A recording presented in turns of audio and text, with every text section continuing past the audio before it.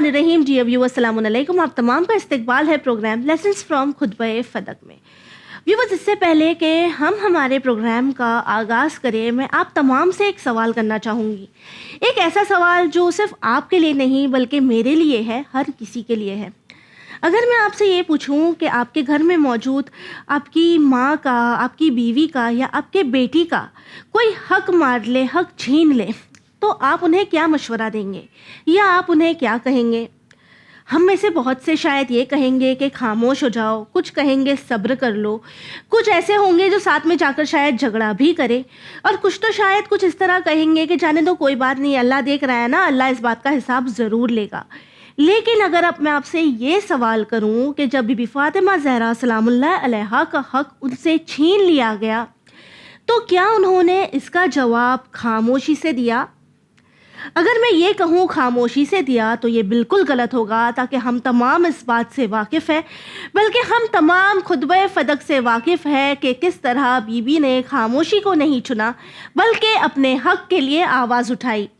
और एक ऐसी आवाज़ उठाई जो रहती दुनिया तक हर औरत के लिए, हर मजलूम के लिए एक मिसाल बन गई। आपको क्या लगता है, फदक जो था क्या वो सिर्फ ज़मीन का एक टुकड़ा था? तो जी नहीं, फदक सिर्फ ज़मीन का एक टुकड़ा नहीं था, बल्कि ये अदल व इंसाफ का इम्तिहान था जो दुख्तर रसूल से लिया गया। इस प्रोग्राम में हम बात करेंगे खुतबा फदक की, और साथ ही साथ ये जानने की कोशिश करेंगे कि ये खुतबा हमें किस तरह के पैगामात देता है। इस प्रोग्राम में हमारा साथ देने के लिए चैनल वन के स्टूडियो में मौजूद है सिस्टर सैयद अस्मी ज़हरा। आइए सबसे पहले आपका इस्तकबाल करते हैं। सिस्टर सलाम अलैकुम। वालेकुम अस्सलाम व रहमतुल्लाहि व बरकातहू। जी सिस्टर, अगर हम हिस्ट्री पर नज़र डालें और बाग फ़दक की बात करें, तो जिस तरह बीबी से हक छीन लिया गया, इस चीज़ के ज़रिए तहरीक इस्लाम में ये बात तो वाज़ेह हो गई और साफ़ हो गई कि हक और बातिल के दरमियान फ़र्क अब किस तरह किया जाए। और अगर हम बात करें खुतबा फ़दक की, तो ये इल्म की, दलील की और जज्बे की, तो ये रहती दुनिया तक एक बेहतरीन मिसाल रहेगी। अब अगर हम बात करें फ़दक का जो वाक़या हुआ उसकी, तो हम चाहेंगे हमारे व्यूवर्स के लिए आप मुख्तसरन हमें बताएं कि क्या हुआ, किस तरह हुआ था ये वाक़या पेश, और साथ ही बीबी फातिमा ज़हरा सलामुल्लाह अलैहा को फ़दक किस तरह दिया गया था। औज़ु बिल्लाहि मिनश शैतानिर रजीम, बिस्मिल्लाहिर्रहमानिर्रहीम। फ़दक के एतबार से अगर मुख्तसरन तारीख़ का मैं ज़िक्र करूँ तो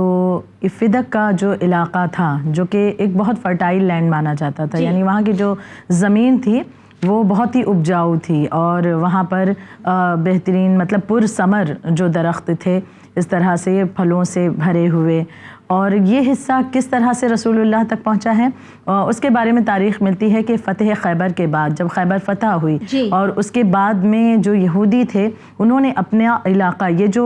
बाग़ फ़दक का मतलब फ़दक का जो इलाक़ा था जिसमें बागात भी मौजूद थे, इस इलाक़े को रसूल खुदा सल्लल्लाहु अलैहि वसल्लम को तोहफ़े में दिया था, पेश किया था, आपकी खिदमत में पेश किया था। अब ये ख़ास कर मामला ये था कि ये फ़कत रसूलुल्लाह की खिदमत में पेश किया गया, आपको दिया गया था। तो लिहाजा अब चूंकि ये हिबा किया गया, तोहफे में मिला है, तो अब जब रसूलुल्लाह को ये तोहफा मिला तो ये पूरी तरह से हक इस इलाके पर, इस बाग़ फ़दक पर रसालत माब सल्लल्लाहु अलैहि वसल्लम का था, यानी आम ज़बान में जिसे हम पर्सनल प्रॉपर्टी कहते हैं। यकीनन, क्योंकि ये किसी जंग के एवज में या जंग के दरमियान जो मिलने वाला माल है, माल गनीमत वगैरह, उसमें इसका शुमार नहीं होता, बल्कि उसकी काफ़ी बाद का मामला, फ़तह खैबर के बाद का मामला है, और फिर उसके बाद ये यहूदियों का अपना ये इलाका जो है रसूलुल्लाह को हिबा करना और रसूल तक के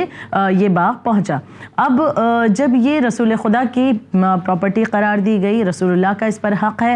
एक मौका ये आता है कि सूरह बनी इसराइल की आयत नंबर 26 का नुज़ूल होता है, जिसमें परवरदिगार आलम ने एक हुक्म दिया है कि वह आती ज़िल कुर्बा हक कहो, यानी ज़िल कुर्बा को, क़राबतदारों को उनका हक दे दो। और ये शिया सुन्नी दोनों की किताबों में ये बात मौजूद है, वाज़ेह है कि इस आयत के नुज़ूल के बाद रिसालत माँ ने बाग़ फ़दक जो है वो जनाब फ़ातिमा ज़हरा सलामुल्लाह अलैहा को अता किया था। यानी जब क़राबतदार को दे दो ये बात आती है, ये हुक्म आता है अल्लाह की तरफ से कुरान मजीद की आयत मुबारका के ज़रिए, तो रिसालत माँ ने वाज़ेह तौर पर जनाब ज़हरा को अता कर दिया। ये क़राबतदार का मानी क्या होता है? रिश्तेदार को अपने अता कर दो। तो अब क़राबतदार जो सबसे ज़्यादा क़ुर्बत रखता है, तो करीब है, यकीनन तो जनाब फ़ातिमा ज़हरा زہرا سے بڑھ کر کون ہو سکتا ہے. اور اپنے آپ میں یہ ایک بڑی دلیل ہے کہ اگر کسی اور کی طرف اشارہ ہوتا یا خدا کسی اور کے متعلق چاہتا کہ یہ باغ فدق ان تک پہنچے یا اس طرح سے,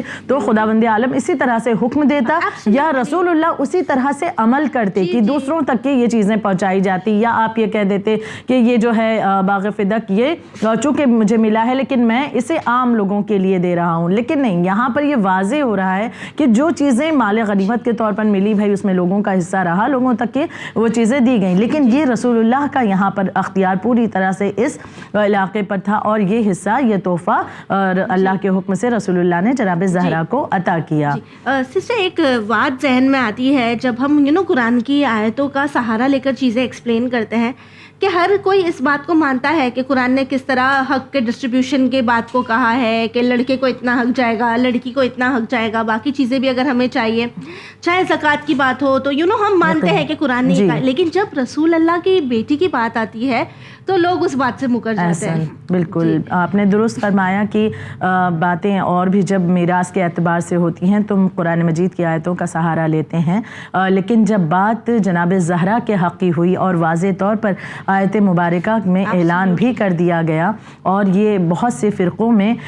یہ بات موجود بھی ہے ان کی کتابوں میں, لیکن اس کے باوجود آج بھی زمانے میں بہت افسوس کا مقام ہے کہ اس بات سے انکار کیا جاتا ہے کہ جناب زہرا کا حق نہیں بنتا تھا, یہ کہہ دیا جاتا ہے. تو لہٰذا اس بارے میں بالکل واضح رہا, رسول کا طرز عمل اپنے آپ میں وضاحت کر رہا ہے کہ رسول نے جناب زہرا کو باغ فدق عطا کر دیا تھا. اب جب جناب زہرا کو ملا, یقیناً آپ کا حق ہے, اس پر آپ کا پوری طرح سے اختیار ہے, لیکن ایک وقت وہ آتا ہے کہ جب بعد رسول خدا صلی اللہ علیہ وآلہ وسلم یعنی رسالت میں آپ کی اس دنیا سے جانے کے بعد یہ باغ فدق کے جہاں پر وہ مزدور کام کیا کرتے تھے جو جناب زہرا کے حکم سے مولا کائنات کے حکم سے رکھے گئے تھے, اور اس باغات سے ان مزدوروں کو ہٹایا گیا, اور جو حاکم تھے اس وقت کے انہوں نے اس پر پوری طرح سے قبضہ جما لیا اور کہا کہ اس پر جناب زہرا کا حق نہیں ہے, اور پھر وہ پوری بات سامنے آتی ہے جو آج بھی تاریخ کے پنوں پر درج ہے کہ جناب زہرا کا یہ حق غصب کر لیا گیا, چھین لیا گیا اور واپس نہیں دیا گیا. جس طرح آپ نے کہا کہ تاریخ کے پنوں پر ہسٹری میں یہ بات واضح ہے کہ کس طرح بی بی فاطمہ زہرا سلام اللہ علیہا کا حق غصب کر لیا گیا, چھین لیا گیا, اور جس کے بعد ہم تمام مانتے ہیں کہ بی بی چپ نہیں رہی, بی بی نے احتجاج کیا, اور وہ احتجاج جس فارم میں تھا وہ ہے خطبہ فدق, جو ہم تمام کو پڑھنا چاہیے, سمجھنا چاہیے, جو بہت ہی زیادہ ضروری ہے. جی اب اگر ہم بات کریں اس خطبے کی تو یہ خطبہ اتنا اہمیت کیوں رکھتا ہے, اس کی اہمیت کیا ہے, اور کیا یہ اہمیت صرف ہم لوگوں کے بیچ میں ہے یا مسلمان کے جو دوسرے فرقے ہیں ان کی کتابوں میں بھی اس کے بارے میں انفارمیشن ملتی ہے خطبہ فدق کے بارے میں, اور کیا یہ بھی اس خطبے کو مانتے ہیں, پہچانتے ہیں؟ جی بہت اچھا آپ کا سوال ہے, اور واقعاً اس حوالے سے ہمیں جاننے کی ضرورت بھی, کیونکہ جب ہم اپنی کتابوں کا حوالہ دیتے ہیں بعض دفعہ یہ سوال بھی ذہن میں آ سکتے ہیں ہمارے دیگر فرقے کے بھائی بہنوں کے ذہنوں میں کہ ہماری کتابوں سے آپ واضح کریں اگر ایسی کچھ چیزیں ہیں تو ہمارے کتابوں میں ہمارے علماء نے کہاں لکھا ہے. تو ہم یقیناً اس بات کا پوری طرح سے عقیدہ رکھتے ہیں, ہم اس بات کو مانتے ہیں کہ ہماری کتابوں میں یہ تمام چیزیں وضاحت کے ساتھ پیش کی گئی ہیں. یہاں تک کہ میں بات یہیں سے شروع کرنا چاہوں گی کہ معصومین کی زندگی میں بھی یہ طرز عمل رہا ہے. یہ خطبہ فدق جس کی اہمیت کے حوالے سے آپ کا سوال ہے, اولاً اس طرف آتی ہوں کہ یہ خطبہ فدق کتنا زیادہ بہت ہی زیادہ امپورٹنٹ ہے, بہت ہی اس کی اہمیت بیان کی گئی, حتیٰ کہ معصومین کا یہ طرز عمل رہا ہے, اور جو اصحاب باوفا تھے ان کی یہ روش رہی ہے کہ وہ اپنے بچوں کو خطبہ فدق یاد کرایا کرتے تھے, یعنی یاد کراتے تھے کہ جناب زہرا نے جو خطبہ دیا ہے اسے نہ صرف یہ کہ سرسری پڑھ لو, نہیں بلکہ اسے یاد کرو, اسے حفظ کرو, اسے حفظ کرایا کرتے تھے. یعنی اس دور میں اگر حفظ کرایا جا رہا ہے تو یہاں پر واقعاً ہمارے لیے لمحہ فکریہ ہے کہ کیا ہم بیٹھ کر کے ایک مرتبہ خطبہ فدق کو پڑھ نہیں سکتے, جو خطبہ فدق اپنے آپ میں ایک شاہکار رکھتا ہے کہ جس کے حوالے سے نہ صرف ہماری کتابوں میں بلکہ دوسروں کی کتابوں میں بھی اس حوالے سے اقرار کیا گیا ہے کہ جناب زہرا کا خطبہ بے مثال ہے, بے نظیر ہے اور ایک اپنے آپ میں ایک شاہکار رکھتا ہے. اور اب ہم آتے ہیں کہ دوسرے فرقوں کے درمیان کیا اس طرح کی کوئی دلیل موجود ہے, کیا ان کی کتابوں میں خطبہ فدق کا ذکر کیا جاتا ہے؟ اولاً اس بات کو اس طرح سے سمجھتے ہیں کہ جس طرح نہج البلاغہ کلام ہے مولا کائنات کا, آپ کے خطبات وغیرہ ہیں جو بھی چیزیں, تو جب نہج البلاغہ کی اگر ہم بات کریں تو نہج البلاغہ کی جو شرح لکھی گئی ہے, کئی شرحیں لکھی گئی ہیں نہج البلاغہ کی, یہاں تک کہ نان شیاز افراد کی طرح سے بھی بہت سی شرح نہج البلاغہ کی لکھی گئی ہے, جو وضاحت کی گئی ہے, شرح لکھی گئی ہے. انہی میں ایک اہل سنت عالم ہے جن کا نام ہے ابن حدید معتزلی. انہوں نے 11 جلدوں میں نہج البلاغہ کی جو ہے شرح بیان کی ہے. یعنی ہم اندازہ کریں کہ ایک اہل سنت عالم, لیکن انہوں نے کس طرح سے وضاحت کے ساتھ مولا کے کلام کو پیش کیا. اچھا, انہوں نے ایک جملہ لکھا جس کی غرض سے میں یہ مثال آپ کے سامنے دے رہی ہوں کہ ایک اہل سنت عالم ہے, لیکن انہوں نے اس بات کا اقرار کیا ہے نہج البلاغہ یعنی مولا کائنات کے کلام, آپ کے خطبات کے اعتبار سے, کہ یہ کلام وہ ہے جو اللہ کے کلام کے تو بعد میں ہے لیکن بندوں کے کلام میں سب سے افضل ہے. یہ نہج البلاغہ کے بارے میں کہا گیا, درست ہے. اب ہم آتے ہیں خطبہ فدق کی طرف. جس طرح سے ایک اہل سنت عالم نے اقرار اس بات کا کیا ہے, اسی طرح سے ایک اور اہل سنت عالم کی ایک دلیل کو میں پیش کرنا چاہوں گی کہ انہوں نے بھی اپنی کتاب میں جناب زہرا سلام اللہ علیہا کے خطبے کے اعتبار سے کیا باتیں کہی ہیں. یہاں پر میں ذکر کرنا چاہوں گی ابن تیفور کا. اہل سنت کے ایک بہت بڑے عالم دین گزرے ہیں, ابن تیفور ان کا نام تھا. انہوں نے ایک کتاب لکھی ہے بلاغات النساء. اس کتاب میں انہوں نے عربی بولنے والی جو خواتین تھیں جن کے اہم خطبات یا اہم بیانات ہیں انہیں درج کیا ہے. کس کتاب میں؟ بلاغات النساء میں. وومن سینٹرک کتاب ہے. جی بالکل, کہ بلاغت کے اعتبار سے ان کے خطبات یا اہم جو بیانات ہیں عورتوں کے, جو عربک بولنے والی خواتین جو اس دور میں اس طرح سے کچھ بلند مقام رکھتی تھیں, ان کے خطبات وغیرہ انہوں نے اپنی اس کتاب بلاغات النساء میں درج کیے ہیں. یہ 207 میں ہجری میں پیدا ہوئے اور 280 ہجری میں ان کا انتقال ہوا, یعنی 10ویں یا 11ویں امام کے دور میں تقریباً ان کی زندگی رہی ہے. اب انہوں نے جو کتاب لکھی ہے بلاغات النساء, اس میں انہوں نے جناب فاطمۃ الزہرا سلام اللہ علیہا کے خطبہ فدق کو بھی اس میں لکھا ہے. یہ خطبہ اس کتاب میں بھی موجود ہے, اور نہ صرف موجود ہے بلکہ ابن تیفور کا اقرار نامہ موجود ہے اس کتاب کے مقدمے میں. آغاز میں یہ کہتے ہیں ابن تیفور کس کے حوالے سے؟ خطبہ فدق کے حوالے سے جو جناب فاطمۃ الزہرا سلام اللہ علیہا نے دیا ہے. ابن تیفور اہل سنت عالم اپنی کتاب بلاغات النساء کے مقدمے میں اس بات کا اقرار کر رہے ہیں اور کہتے ہیں کہ جتنے بھی اچھے کلام ہیں عرب کے جو آسمان بلاغت پر ستاروں کی طرح چمکتے رہتے ہیں, میں نے ان کلاموں کو اکٹھا کیا ہے, مگر ان کلاموں کے درمیان جو کلام آفتاب بلاغت کی طرح چمکتا ہے وہ خطبہ فدق ہے, خطبہ زہرا ہے. یعنی انہوں نے کہا کہ جو بلاغت کے آسمان پر ستارے دوسرے خطبوں کو کہہ رہے ہیں, لیکن ان کے درمیان جسے آفتاب بلاغت کہہ رہے ہیں جی یقیناً تو وہ جناب فاطمۃ الزہرا کے خطبہ فدق کو کہہ رہے ہیں, اور انہوں نے یہ خطبہ اپنی کتاب میں درج بھی کیا ہے. یعنی ہم دیکھیں کہ نہ صرف فقط تشیعیوں کے درمیان بلکہ ہم دیکھیں کہ اہل سنت والجماعت کے درمیان بھی یہ خطبہ ان کی کتابوں میں بھی موجود ہے, اور اس بات کا اقرار بھی وہ کر رہے ہیں کہ جناب سیدہ نے جو خطبہ دیا ہے وہ بے مثال ہے, بے نظیر ہے. جس طرح سے آپ نے باتوں کو پیش کیا ہے اس کی کہیں اور مثال نہیں ملتی ہے, یا فقط نہج البلاغہ میں مولا علی کے کلمات میں ان کی مثال نظر آتی ہے, یا جناب زہرا کے کلمات, اور کیوں نہ ہو دونوں کف ہیں ایک دوسرے کے, تو علمی اعتبار سے بھی پروردگار عالم نے دونوں کو اس مقام پر رکھا ہے یقیناً. جس طرح آپ نے بہت ہی بہترین وے میں ہمیں ایکسپلین کیا کہ کس طرح صرف ہمارا سیکٹ ہی یہ بات نہیں مانتا کہ یہ خطبہ بہت اہمیت رکھتا ہے, بلکہ ہمارے جو اہل سنت بردرز ہیں وہ بھی اس بات کو مانتے ہیں, جانتے ہیں. اب اگر ہم بات کریں آج کے دور کی, آج کے وقت کی, تو اس وقت اور اس وقت میں زیادہ فرق تو نہیں ہے, لیکن یہ بات آج بھی پائی جاتی ہے کہ جب کسی عورت کے ساتھ زیادتی ہو, کسی پہ ظلم ہو, اس کا حق چھین لیا جائے, آج بھی لوگ عورتوں کو یہی کہتے ہیں کہ تم صبر کر لو, خاموش ہو جاؤ, اللہ ہے, دیکھ رہا ہے, زیادہ آواز اٹھانے کی ضرورت نہیں ہے. تو بی بی فاطمہ زہرا سلام اللہ علیہا کا یہ خطبہ کس طرح ان تمام لوگوں کو جواب دیتا ہے؟ बेशक ये सवाल आज भी इस दौर में जो कि हम ख़वातीन के साथ बाज़ दफ़ा देखते हैं। अच्छा, वो दौर जाहिलियत था कि जब अरबों के दरमियान वो जहालत मौजूद थी कि ख़वातीन को पैर की जूती से भी बदतर समझते थे,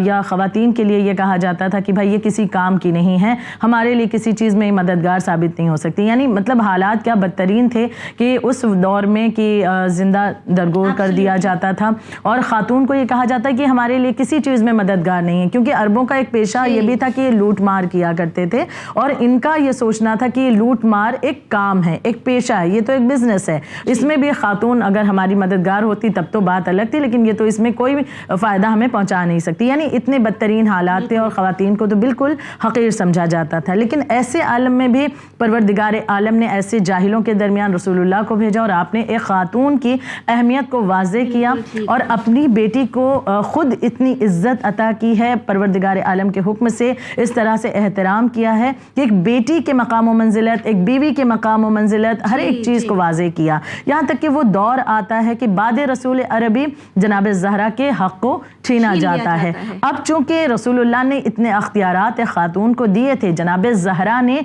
इसी हक़ का इस्तेमाल किया है और वाज़ेह किया है कि अगर एक खातून के सामने ऐसे हालात आते हैं, ये मैसेज यकीनन रहती दुनिया तक के लिए जा रहा है कि अगर एक खातून के सामने ऐसे हालात आते हैं कि वो महसूस करती है कि तन्हा है, परेशान हाल है, उसके हक़ को गस्ब किया जा रहा है या जुल्म ज़्यादती की जा रही है, तो क्या वो खामोश होकर जुल्म ज़्यादती को बढ़ावा दे? क्या वो जालिम को बेनकाब ना करे? क्या फ़कत इस बात को सुनकर रह जाए कि जो बाज़ दफ़ा समाज की तरफ से समझा दिया जाता है, खामोश रहो, चुप रहो, ना बोलो, लोगों को पता भी चल गया तो कोई फ़ायदा हासिल होने वाला नहीं है, तुम्हारी क्या सकती हो, तुम कर ही क्या सकती हो, तुम्हारे पास क्या पावर है? जबकि दीन इस्लाम बहुत से पावर, बहुत से अख्तियारात दे रहा है। जनाब ज़हरा,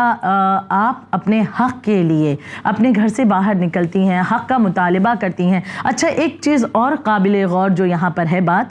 वो नुक्ता ज़रूर हम जहन में रखें कि बीबी अभी बहुत मुसीबतों से गुजर रही हैं, यानी दिल सुकून के आलम में ना था। अभी बाबा की जुदाई का गम आपने उठाया है, आपके हक़ को छीना गया, मौलाए कायनात के मनसब से उन्हें महरूम किया जा रहा है। जो उम्मत थी जिस पर इतने करम रसूलुल्लाह ने किए थे, वो उम्मत बेवफा हो चुकी, उसकी बेवफाई को भी आप देख रही हैं, साथ देने वाले मौजूद नहीं हैं, यानी मुखालिफिन का एक हुजूम नज़र आता है। लेकिन उसके बावजूद एक खातून थी, डर जाती, कह देती कि नहीं मैं कैसे बोल पाऊंगी, जबकि हुजूम तो मुखालिफिन का है, ना सुनने वालों का है, ना मानने वालों का है। लेकिन जनाब ज़हरा ने वहाँ पर गिव अप नहीं किया, आपने अपनी बात को रखने के लिए, ज़माने के सामने इस बात को पहुँचाने के लिए आपने ये स्टेप लिया है। अब हम इस बात से अंदाज़ा करें खार कि अगर जनाब फ़ातिमा ज़हरा ये कदम ना उठाती, आप मस्जिद में ना आती, दरबार में ना आती और इस तरह से खुतबा फ़िदक ना देती, तो क्या आज हम और आप इस हकीकत को जान पाते?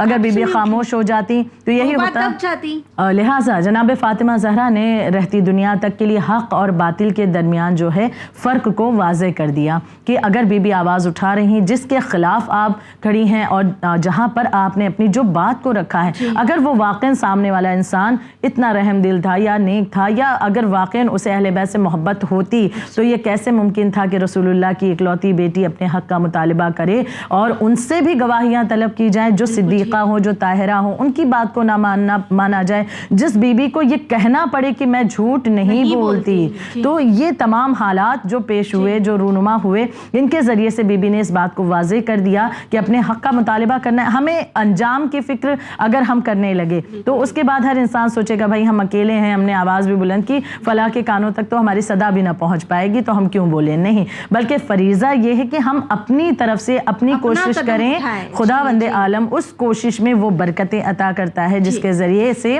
वो इंसान अपने मकसद तक पहुँच जाता है, या खुदा कुछ नई राह उसके लिए खोल देता है। जनाब ज़हरा को उस वक्त बाग़ फ़िदक नहीं लौटाया गया, आपको नहीं मिला, लेकिन आज भी और रहती दुनिया तक के लिए ये बात हमारे सामने और दुनिया के सामने मौजूद है कि जनाब ज़हरा की मज़लूमियत को सुनकर न जाने कितने अफराद जो हैं वो नाहक से हक़ की तरफ आते हैं। वो वाक़या ही कुछ इस तरह का था जिसने हक़ और बातिल के दरमियान ना एक वाज़ेह फ़र्क कर दिया। अब अगर आप अकल के तकाज़े से देखते हैं तो आप आसानी समझ सकते हैं कि हक़ क्या है और हक़ छीनने वाले कौन हैं। बेशक बेशक। सिस्टर, आखिर में बस आपसे ये भी जानना चाहेंगे, अगर आज के माशरे पर हम नज़र डालें और जिस तरह हम बात करते हैं कि बीबी ने प्रोटेस्ट किया, एहतजाज किया, बीबी दरबार में गई, बीबी ने आवाज़ उठाया, ان تمام چیزوں میں مولا علی نے ان کا ساتھ دیا.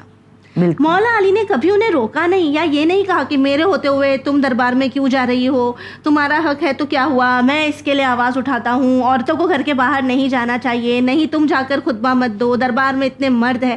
آج کے دور میں یہ جو مینٹالٹی ہے نا مردوں کی کہ اگر عورت کا حق بھی ہے تو وہ چاہیں گے وہ جا کر بات کرے, اور عورتوں کو ان چیزوں میں بولنا نہیں چاہیے. تو یہ جو پورا واقعہ ہے یہ کیا پیغام دیتا ہے ہمیں؟ جہاں پر خاتون کے رائٹ کی بات آ رہی ہے, جہاں پر اس کا حق پامال کیا جا رہا ہے اور اس کے بولنے سے اس بات کی وضاحت ہو رہی ہے, تو وہاں پر اسے روکنا, یہاں پر یہ پیغام ہمیں مل رہا ہے کہ مولا کائنات یقیناً جیسا آپ نے کہا, بہت درست فرمایا آپ نے, کہ اگر مولا علی چاہتے تو آپ کہہ دیتے, آپ فرماتے کہ نہیں زہرا آپ گھر میں رہیں, میں آپ کی طرف سے وہاں جاتا ہوں اور میں آپ کے حق کی بات کروں گا, اور کس طرح سے رسول اللہ نے یہ چیزیں یہ آپ کو تحفہ دیا تھا, یہ تمام حقیقت لوگوں کے سامنے بیان کروں گا. لیکن مولا کائنات نے جناب زہرا کو روکا نہیں ہے اور نہ ہی دوسرا راستہ بتایا, بلکہ آپ نے سپورٹ کیا ہے کہ جناب زہرا اپنے حق کے مطالبے کے لیے جائیں, کیونکہ خداوند عالم کی طرف سے یہ حکم تھا, اور یقیناً اس حکم پر عمل کر کے جناب فاطمہ زہرا نے پروردگار عالم کے حکم کی تعمیل بھی کی ہے, اور اس کے ذریعے سے بھی رہتی دنیا تک بات واضح کر دی. مولا کائنات آتے تو ہو سکتا ہے کچھ اور یہاں پر باتیں پیش کر دی جاتی, لیکن یہاں جناب زہرا کا خود آنا, یعنی جو دختر رسول عربی ہوں اور وہ اگر آ کر اپنا حق مانگتی ہیں اور اس کے باوجود بھی حق نہیں دیا جاتا, اس کے معنی یہ ہیں کہ جو اس وقت کی حکومت تھی وہ کس طرح کی حکومت تھی, ان کی سوچ کیا تھی, جو جناب زہرا کا حق نہ دے سکے وہ رعایا کے بارے میں کس طرح سے مفید ثابت ہو سکتا ہے. یہ ایک سوال ہے جو واقعاً سوچنے کے لیے انسان کو آمادہ کرتا ہے کہ جو دختر رسول کے حق کو نہ دے سکے وہ کیا عام انسان کے حقوق کو دے سکتا ہے, یقیناً سمجھ بھی سکتا ہے. بالکل. تو یہ بالکل واضح مثال جناب زہرا نے اپنے احتجاج, اپنے پروٹیسٹ کے ذریعے کئی چیزوں سے بے نقاب کیا ہے اس وقت کی حکومت کو. جی خیر سسٹر, آپ کا بہت بہت شکریہ. جزاک اللہ. ویورز, آپ سے بھی بس ہم یہی کہنا چاہیں گے کہ ایام فاطمی کے ان دنوں میں ضرورت ہے ہمیں خطبہ فدق پر نظر ڈالنے کی, اسے پڑھنے کی, اسے سمجھنے کی, تاکہ ہمیں بھی یہ شعور حاصل ہو سکے کہ ہم بی بی فاطمہ زہرا سلام اللہ علیہا کے بتائے ہوئے راستے پر نہ صرف چلیں بلکہ ظلم کے خلاف آواز اٹھائیں. اسی کے ساتھ ہمیں دیجیے اجازت, پر بنے رہیے چینل ون کے ساتھ پیغام انسانیت. شکریہ.